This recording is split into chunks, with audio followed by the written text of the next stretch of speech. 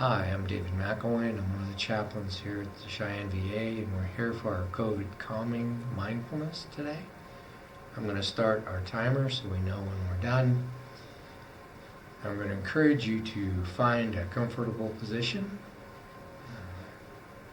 being ready to begin our practice of mindfulness, seated straight, breathing with your diaphragm, perhaps with your arms or hands in your lap and your arms relaxed, your feet on the floor.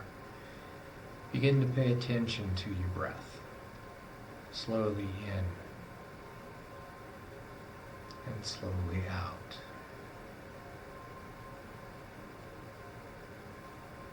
And as you breathe, if you're comfortable, close your eyes.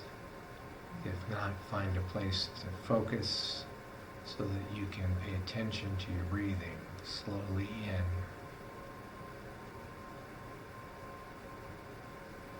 and releasing.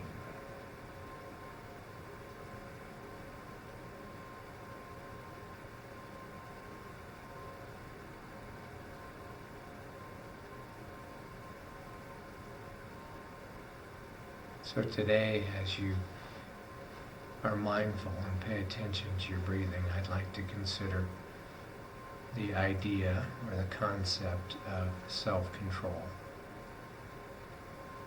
One of the things we do when we are mindful is to exercise self-control.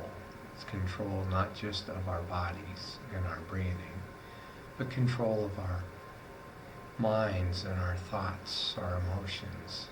We focus on our breathing so that we are in the moment, but we also watch and observe our thoughts and our emotions, allowing them to be what they are, releasing them so that they don't fill us up and become who we are or who we perhaps don't want to be at the moment, but giving us perspective and allowing us not only to release those thoughts, but to decide how we will act or not act on them. The same goes for our feelings. We can release them, decide how we may act or not act on our feelings.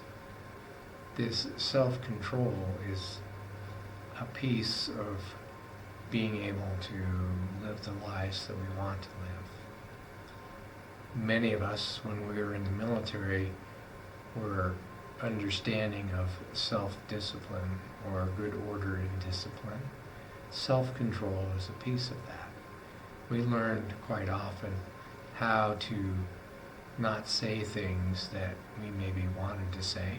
We learned how to control not only our words, but oftentimes our thoughts and especially our actions, so that we could comply with what we needed to do as military members. We can do similar things in our lives now in terms of self-control. In this time of coronavirus, we may be tempted to be anxious, tempted to worry, tempted to catastrophize and expect the worst. Our self-control allows us to look at these proclivities, to look at these thoughts and emotions when we have them, to be able to get some distance from them, to let them go so that we can choose rather than being despondent about what's happening or anxious.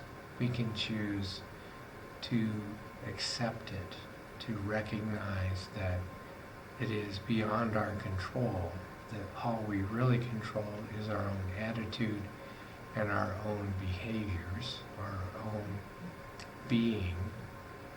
We can then move forward with that self-control to be able to choose our actions and our thoughts, our behaviors, our emotions in some ways, because we can choose not to be unhappy. We can choose to be content. So our time's up. I'm going to encourage you to take one last deep breath, to let it out slowly, to open your eyes if they were closed, and to be ready to meet the next thing in your day and accomplish it. Thanks for being here.